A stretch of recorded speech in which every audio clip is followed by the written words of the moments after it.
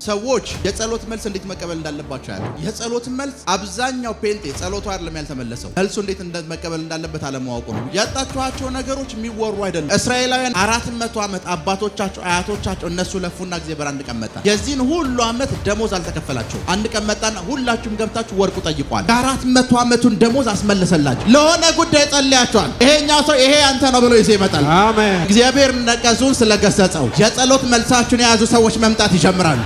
ሰዎች ወደ ህይወት ሲመጡ ሁለት ነገር ነው ማለት ወይ የጸሎት መልስ ነው ወይ የጸሎት ርዕስ ነው። አንዳንዱ ጸልያችሁ የምታባረሩት ነው። አንዳንዱ ደግሞ ጸልይበታለሁ ብላችሁ የምትቀበሉት ነው። ለየትኛውም ጉዳይ መጸለይ ስትጀምሩ ወዲያምኑ አእምሮአችሁ ማሰብ ያለበት ምን ታውቃላችሁ? እግዚአብሔር ደግሞ ለዚህኛው ጉዳይ ማንን ሊሆን ይሰጠኛል? እግዚአብሔር ጸሎት እንዴት እንደሚመልስ መርዶክዮስ ያውቃል። በተአምር እንድናለን በሆነ ነገር እንድናለን አይደለም። አስቴራል አንቺ ካላዳንሽን አለ ችግር የለም ሌላ ሰው ይመጣ። ሰዎች ጸልይልኝ ብሎ የሆነ ሰው ሲመጣ ወዲያውኑ ከጸሎቱ በፊት ማስበው ይሄንን ሰውዬ ወደ ማን ብልከው ነው ብዬ ነው። ቢኮዝ የዚህ ሰውዬ አሁን ብጸልይለት መልሱ ያለው ሆነ ሰው ስለ እናንተ ነቀዙን እገስጻለሁ። ስለ እናንተ ነቀዙን እገስጻለሁ።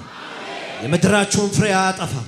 የምድራችሁን ፍሬ አያጠፋም። በእርሻችሁ ያለውን ወይን ፍሬ አያራግፍም። በእርሻችሁ ያለውን የወይን ፍሬ አያራግፍም። ምክንያቱም እግዚአብሔር ከዚህ በኋላ ነቀዙን ስለሚገስጸው እርሻችሁ ውስጥ ፍሬ ማየት ጀምራላችሁ።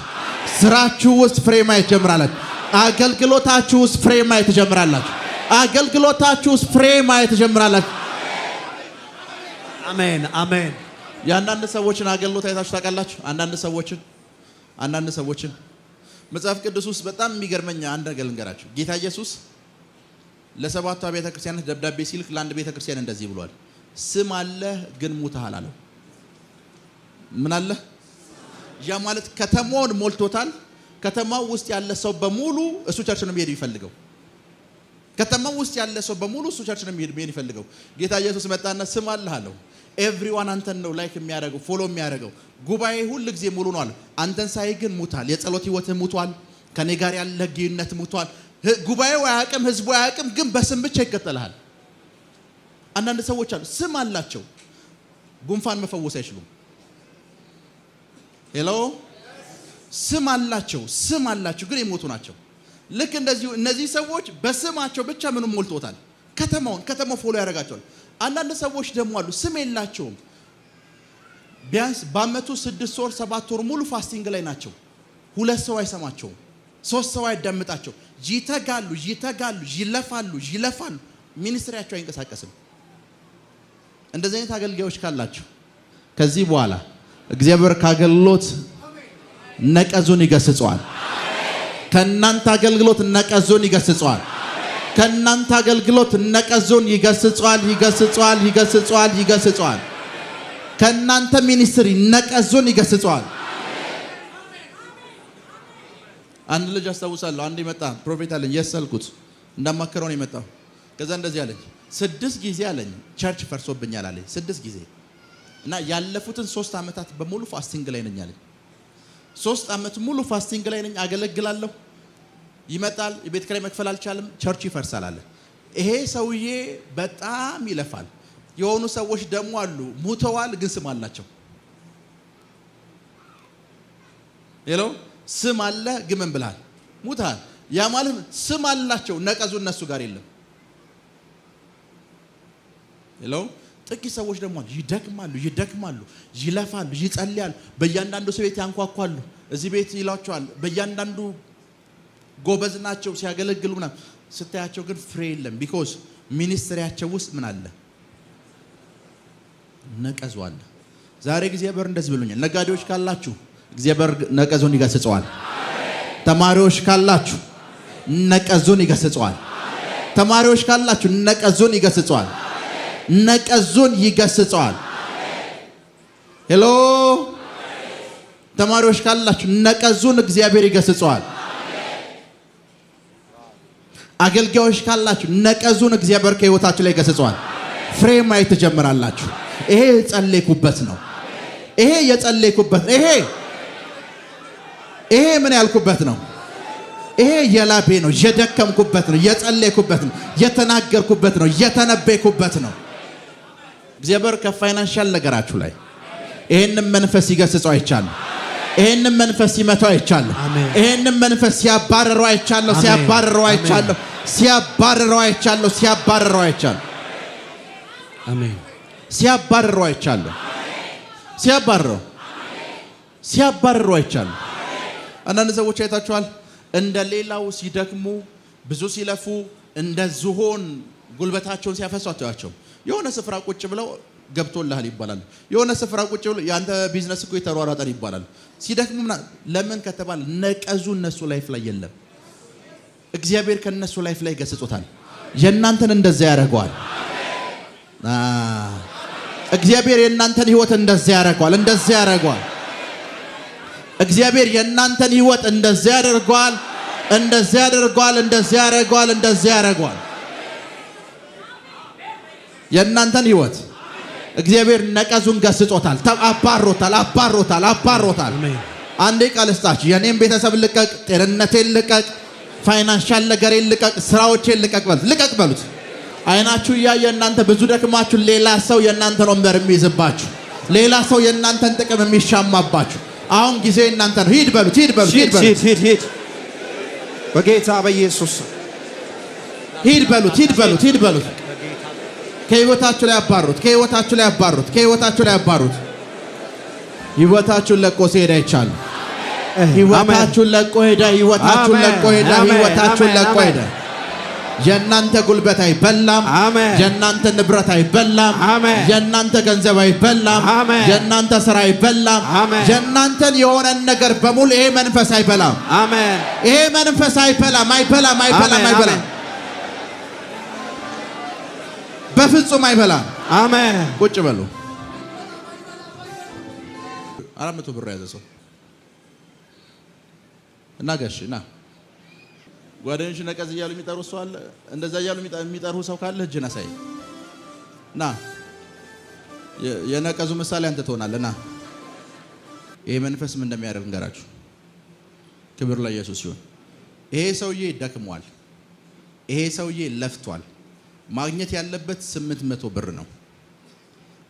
ለዚህ ሰውዬ 800 ብር ልሰጠው እመጣለሁ። ነቀዙም እንደሚያደርግ ታውቃላችሁ።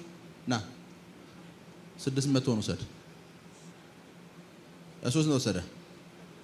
200 600 ብር እንደተወሰደበት እንኳን ይሄ ሰውዬ አያውቅም። ከኔ ጋር ናችሁ? ክፍያው 800 ብር ነው።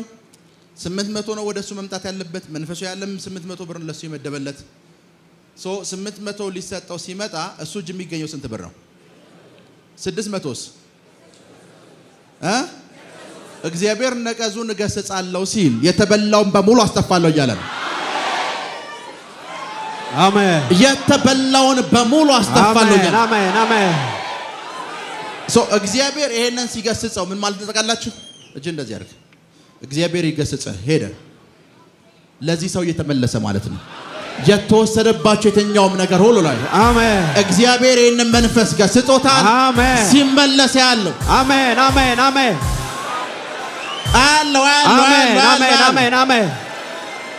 ሲመለስ ያለው አሜን። ያና ትናንትና አንድ ስፍራ ቁጭ ብለን ነበርና አንድን ሰው እያወራው ነበር። እያወራን ትልቅ የቢዝነስ ሰው ነው። ቁጭ ብለን እያወራን ፕሮፌት ሚራክል አለኝ። አቤት አልኩት። ድንገት ምግብ እየበላን እኮ እንደሳቅ ነው የሚነግረኝ። ፕሮፌት ሚራክል አቤት 200 ሚሊዮን ብር እኮ ተበልቻለሁ አለኝ። 200 ሚሊዮን ብር ተበልተህ እንደዚህ ነው የምታወራው አልኩት።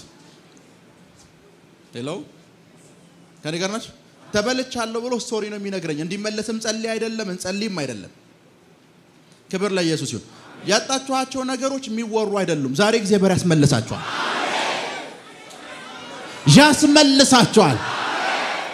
ያስመልሳችኋል። የትኛውም የእናንተ እጅ ያለበትን የእናንተ ጉልበት የገባበትን የትኛውም ነገር እግዚአብሔር ያስመልሰዋል። አይረሰበት የእስራኤላውያን እንዴት እንዳስመለሰ ታውቃላችሁ? እንዴት እንዳስመለሰ 400 ዓመት አባቶቻቸው አያቶቻቸው እነሱ ለፉና እግዚአብሔር አንድ ቀን መጣ። የዚህን ሁሉ ዓመት ደሞዝ አልተከፈላቸውም። አንድ ቀን መጣና ሁላችሁም ገብታችሁ ወርቁ ጠይቁ አለ። የ400 ዓመቱን ደሞዝ አስመለሰላቸው በአንድ ምሽት 400 አባቶቻቸው ላብ የልጆቻቸው ላብ የአያቶቻቸው ላብ በአንድ ምሽት አስመለሰ። በአንድ ምሽት ከዚህ በኋላ ይህ ሳምንት የተበሉ ጉልበቶች፣ የተበሉ ገንዘቦች፣ የተበሉ እድሎች አይረሰበት። አሜን አሜን። የሚመለስበት ሳምንት ነው። አሜን። ሲመለሱ አይቻለሁ። ሲመለሱ አይቻለሁ። ሲመለሱ አይቻለሁ። አሜን። ሲመለሱ አይቻለሁ። አሜን። አምልጧል ሂዷል ብላችሁ እንደ ታሪክ የምታወሩት አይደለም። መመለስ ይጀምራል። መመለስ ይጀምራል። መመለስ ይጀምራል። መመለስ ይጀምራል። ክብር ለኢየሱስ ይሁን።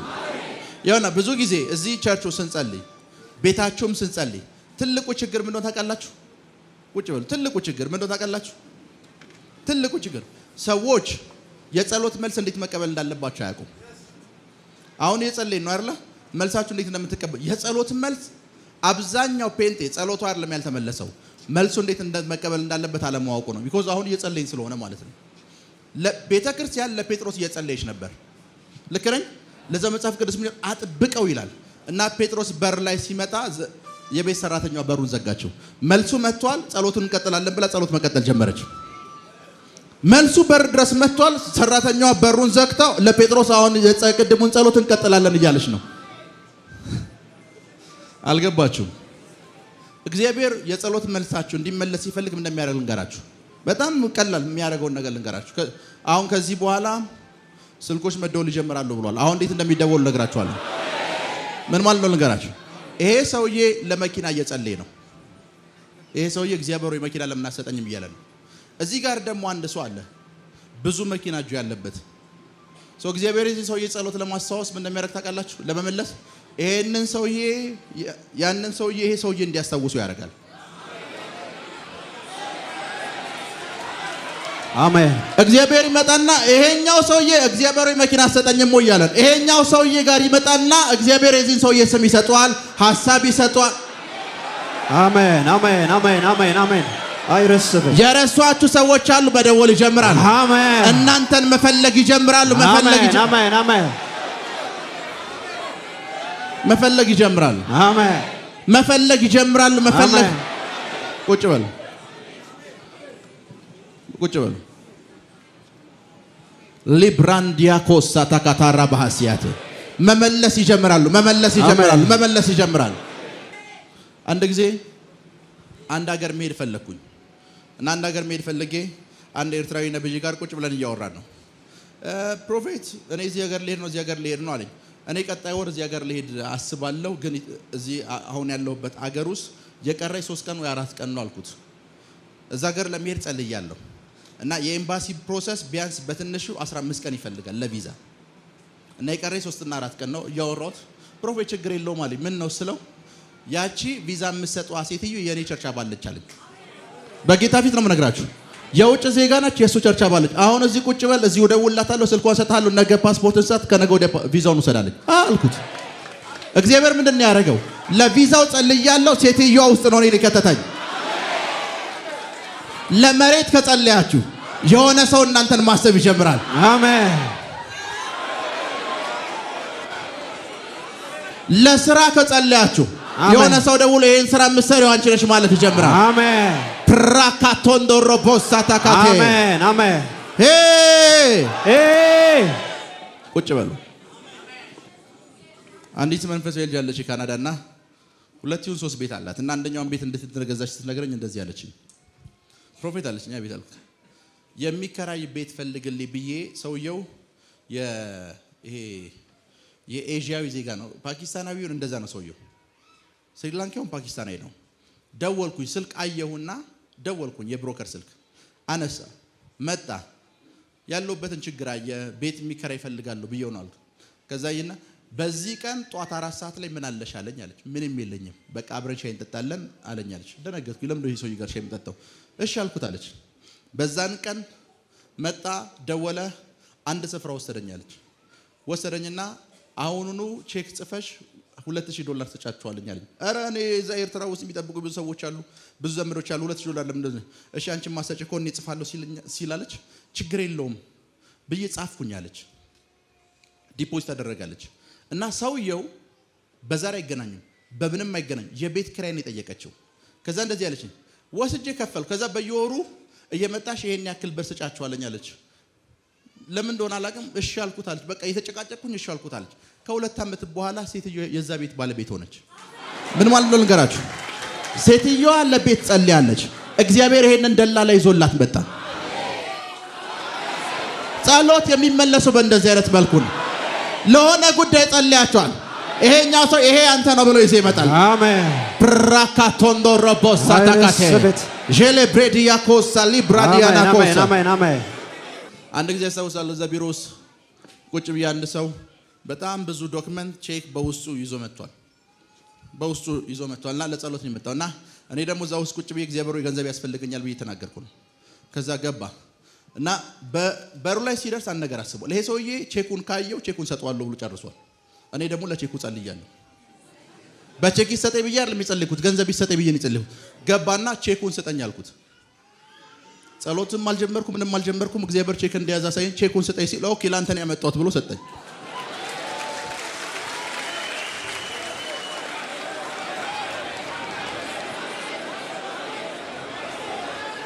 እግዚአብሔር ነቀዙን ስለገሰጸው የጸሎት መልሳችሁን የያዙ ሰዎች መምጣት ይጀምራሉ። የጸሎት መልሳችሁን የያዙ ሰዎች መምጣት ይጀምራሉ። አሜን። መምጣት ይጀምራሉ። ነግሬያቸዋለሁ። አይ ቲንክ ከዚህ በፊት ሳውዝ አፍሪካ የሄድኩ ጊዜ እኔና ፓስተር ጆን ካልጋሪ ያለው ፓስተር አብሮ ነበርና በጣም ገንዘብ አስፈለገኝ። ከዛ ፓስተር ጆን እንደዚህ ያለ ፕሮፌት አንተም ማግኘት የፈለጉ ሰዎች አሉ ልጥራቸው ወይ አለኝ። ጥራቸው፣ ሆቴሉ እንዳታሳያቸው ፓርኪንግ ላይ ጠራቸው አልኩት። ኦኬ ሳውዝ አፍሪካ ፓርኪንግ ላይ ጠራቸው መጡ። ከዛ አንደኛው ሰውዬ እንደዚህ አልኩት፣ ብር አስፈልጎኛል ተነስ አልኩት። አሁን ለዚህ ጉዳይ እግዚአብሔርን የጠየቅኩ ነው አልኩት። አዎ ይሄንን ጉዳይ እንዲተነብይልህ ቡሽሪ ጋር ማላዊ ለመሄድ እያሰብክ ነው አልኩት። አዎ ለዛ ብለህ ያስቀመጥከው ገንዘብ አለ። አዎ ቡሽሪ ያልተነበየልህ ምን ተንብይልሃለሁ ብሩን ይዘውን አልኩት። ቢኮዝ ብሩ ነው ያስፈልገኛል። አሜን። የእናንተ yes የጸሎትን መልስ ከያዙ ሰዎች ጋር አሜን ላብራዲያና ኮሳ ታካታራባሲያ የጸለይኩትን አገኘው ስትሉ ያለ የጸለይኩት እጄ ገባ፣ የጸለይኩትን ጨበጥኩት አሎ አይኮነክስ አሜን ራካቶንዶ ሮቦሳቴ አይረሰበት እግዚአብሔር አሁን ነገጹን ገስጾታል። መልሳችሁን ይዘው ሰዎች ሲመጡ ያለ መልሳችሁን ሰዎች ይዘው ሲመጡ ያለ ሄሎ አንዳንድ ሰዎች ወደ ህይወቴ ሲመጡ አያቸዋለሁ እና ሳይ ሁለት ነገር ነው የማየው። ወይ የጸሎት መልስ ነው ወይ የጸሎት ርዕስ ነው። አንዳንዱ ጸልያችሁ የምታባረሩት ነው። አንዳንዱን ደግሞ ጸልዬበታለሁ ብላችሁ የምትቀበሉት ነው። ከዚህ በኋላ ወደ ህይወታችሁ የሚመጡ ሰዎች የጸሎት መልሳችሁ እንዲሆኑ ጸልያለሁ። አሜን።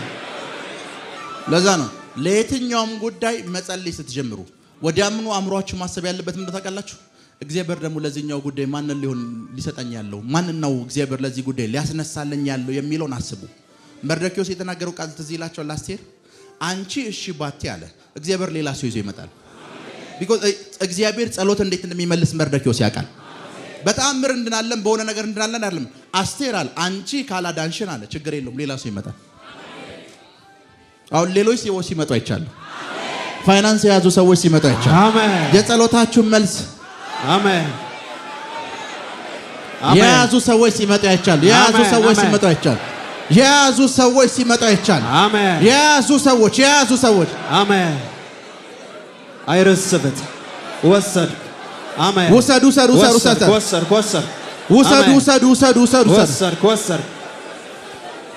ለዛ ነው አንዳንዴ እንደዚህ አይገጥማችሁ ሰዎች እንድጸልዩላቸው የሆነ ጉዳይ ይዘውላችሁ ይመጣሉ። ወዲያኑ ባምሯችሁ ይሄን ጉዳይ ማን ነው የሚፈታው ብላችሁ የምታስቡት ሰው የለም። በቃ የጸሎት መልስ ማለት እኮ ነው።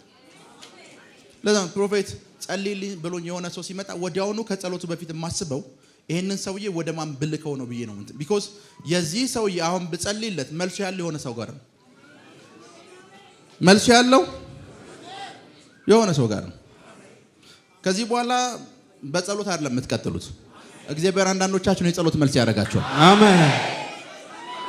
የሆኑ ለሥራ እየጸለዩ ያሉ ሰዎች አሉ።